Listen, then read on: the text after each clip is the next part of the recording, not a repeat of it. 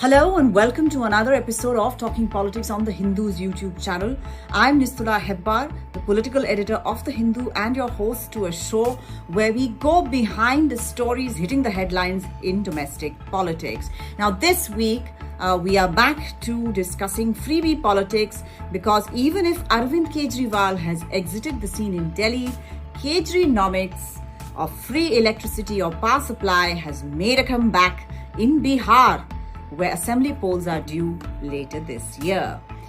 This episode of Talking Politics will be looking at the advent of Kejrinomics in Bihar and why Chief Minister Nitish Kumar, who had sworn on the floor of the Bihar Assembly that he would never do something like this, felt it necessary to resort to it.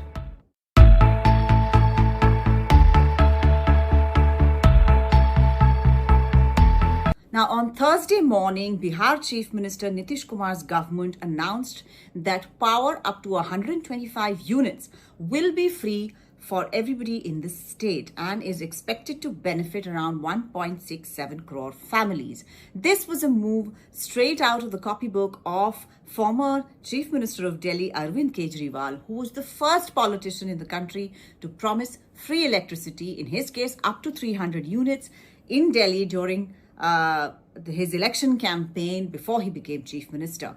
His government implemented that promise and it became part of his schema for polls in other states like Punjab, etc.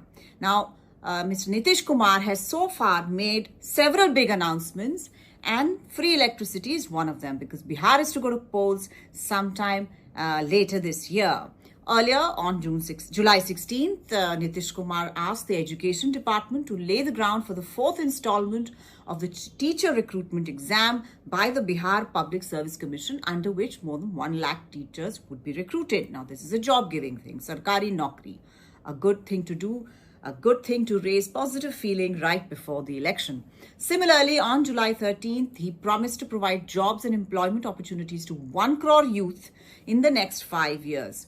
Last month, Nitish Kumar increased the pension to rupees 1100 per month instead of rupees 400. That's a good 700 rupee rise under the Social Security Scheme for old age, differently abled individuals and widows of Bihar.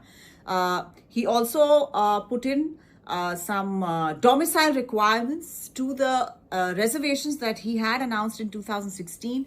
35% job reservation for women in government jobs. So this time he has said that I have put in some criteria for domicile requirements so that only Bihari women from Bihar and resident in Bihar, not migrants, would avail of those opportunities. Sources say that an income support scheme for women, just like the one in Madhya Pradesh, Jharkhand and Maharashtra, is also on the anvil before the state goes into polls. Now, Prime Minister Narendra Modi may have railed against freebies or what he termed as revadis, but his party's campaigns in Madhya Pradesh and Maharashtra relied on them. In Delhi too, Prime Minister Modi had to assure the electorate of Delhi that the BJP, if elected to power, will not reverse any of the freebies provided by the Aam Aadmi Party government in the state. Thus, despite the deleterious effects of freebies on the fiscal health of states, they seem to be politically attractive and continue to remain so. I mean, as I said in the intro itself, Chief Minister Nitish Kumar very publicly on the floor of the Bihar Assembly said that I will never ever give free electricity in Bihar. But this week, he did just that. Now, what are the specific reasons that Nitish Kumar has to resort to these freebies? Well, as I said, Bihar is headed to assembly polls later this year and all signs point to it being an interesting contest in all dimensions. For example, within the NDA, it will prove whether the BJP is decisively the dominant partner in the state over the Janata Dal U in the face of an increasingly infirm Nitish Kumar. In the 2020 polls, BJP had outstripped the JDU in terms of seats, but yet ceded the chief minister's chair to him because of his unmistakable hold over extremely backward classes and Mahadalit voters, which is a very, very important +1 for the BJP, which is still largely looked at as an upper caste party in Bihar. So having Nitish with them gives them that cachet among backward classes voters, and that is not something they want to give up. And one of the conditions of that was that they had to make Nitish Kumar the chief minister, despite having outscored in the assembly polls in 2020s. In 2020, in the Mahagathbandhan or the India bloc, will Tejashwi Yadav, who heads the Rashtriya Janata Dal, which is the most dominant party in that alliance, move beyond the traditional Muslim Yadav combination, which his party depends on, and snare other OBC communities, or even appeal to sections of OBCs and Mahadalits to reach a critical mass of numbers, vote share and seats to form the government. Now, Nitish Kumar's infirmities and the multiple murders that have rocked the state are also blunting the edge of the Jungle Raj plank that the NDA used to use against the previous governments headed by RJD chief Lalu Prasad Yadav and his wife Rabri Devi.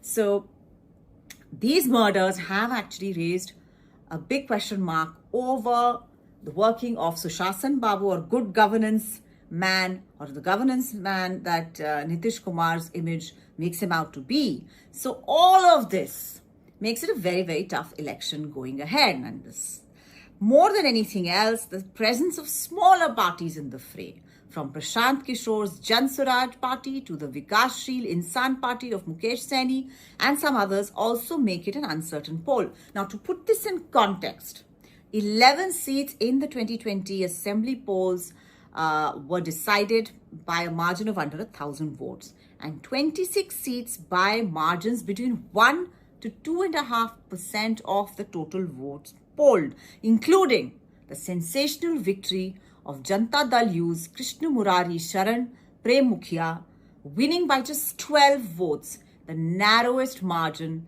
in Bihar's history for at least 14 elections. Now, while the primary contest between the NDA led by the BJP and JDU and the Mahagathbandhan led by RJD, Congress and the left, there are several parties such as HAM, led by Jitan Ram Majhi, that is the Hindustan Awam Morcha, Lok Janshakti Party led by Chirag Paswan, the VIP Party, as I said, led by Mukesh Saini, the RLSP, which used to be RLSP, now is another party by Upendra Kushwaha, and the Jan Adhikar Party of Pappu Yadav, AIMIM, etc. They also contested vigorously in their pockets of caste and constituency influence and still have the ability to break off some votes there. Now, many of these are still free agents. They're not allied to any of the alliances as such and could prove crucial.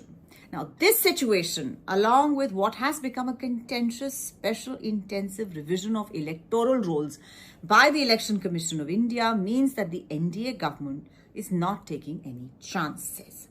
In order to shore up victories, freebies help political parties appeal across caste lines. For example, in the 2020 polls, it was swung the NDA's way, according to many observers, because a large swath of women supported them through programs like the Jivika program, launched by Nitish Kumar, his impetus to women's education, several central government plans by the Modi government, which were implemented fully in Bihar, etc. So women were in large numbers supportive of the NDA, and in a state like Bihar, which sees a large-scale out-migration, which has left an impact on society.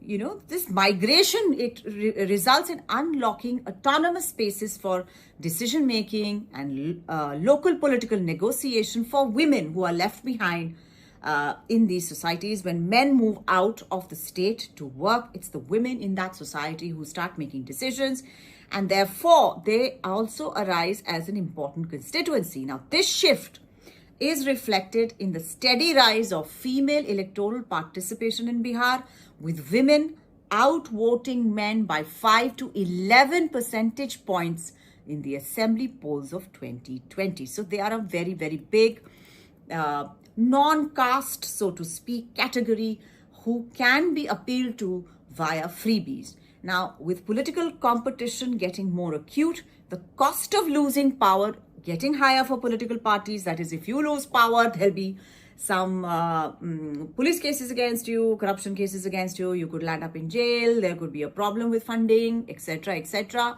Freebies, reveries, or whatever one may call it, have become the go-to tactic for any campaign that is floundering. Thus it is in Bihar as well. The ECI had in the past asked political parties to mandate how they will be fulfilling promises made in their manifestos via finance, etc. But this has had a limited effect. In my considered opinion, unless political parties across the board decide that freebies and their harmful effects on state financing need to be stopped, this trend will continue. In 2004, India's experience of the balance of payment crisis of the 1990s and the fiscal profligacy that led to it resulted, apart from, of course, the reforms of the 1990s, in 2004, the passage of the Fiscal Responsibility and Budget Management Act, the FRBM, to control fiscal spending and to keep deficits within manageable ranges. There were specific red lines given in the budget that, fiscal deficit cannot rise above this red line, and you have to keep it within that. Unless there is a move across the political spectrum to ensure that such a legislation for state finances takes place as well, I don't see freebies going anywhere. I actually see them rising in terms of numbers as we see more and more assembly elections being closely fought. As we go into polls in Bihar, I admit I am hit by a strong case of deja vu. That will, however, not stop me from revisiting the topic if it pops up again. For this week, however, thank you so much for watching. I shall see you next week.